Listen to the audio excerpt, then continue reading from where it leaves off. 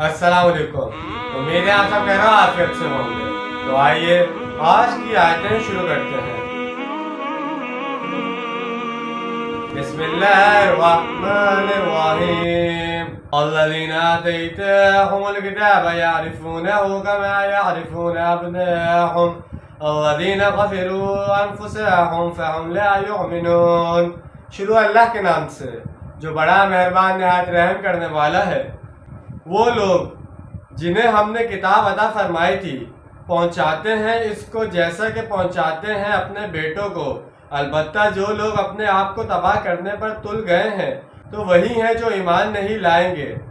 कुरान की तरफ भी और हजूर सल्लल्लाहु अलैहि वसल्लम की तरफ भी अलबत्ता इससे कबल ये वजाहत की जा चुकी है कि कुरान और रसूल सल्लल्लाहु अलैहि वसल्लम मिलकर ही बैना बनते हैं।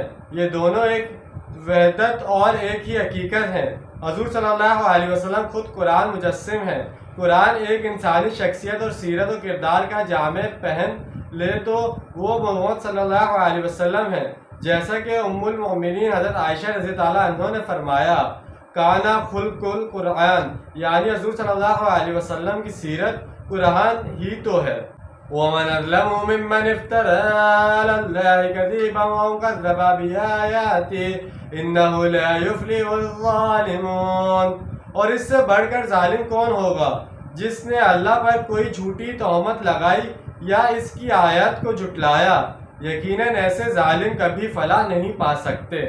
यानी ये दो अजीम तरीन जराइम हैं जो शनाख्त में बराबर के हैं। अल्लाह की आयत को झुटलाना या कोई शय खुद घड़ कर अल्लाह की तरफ मंसूब कर देना। वयौम नहशुरुहुम जमीअन सुम्मा नक़ूलु लिल्लज़ीना अशरकू ऐना शुरकाकुम अल्लज़ीना कुंतुम तज़अमून।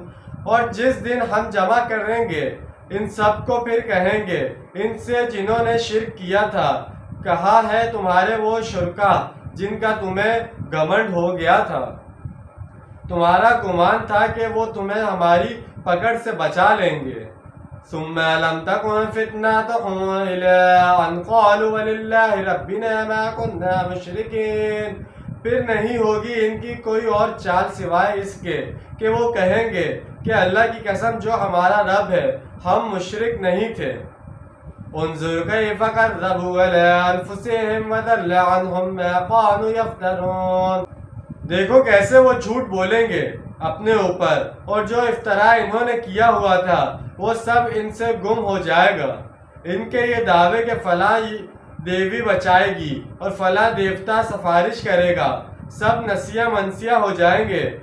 अजाब को देखकर इस वक्त इनके हाथों के तोते उड़ जाएंगे।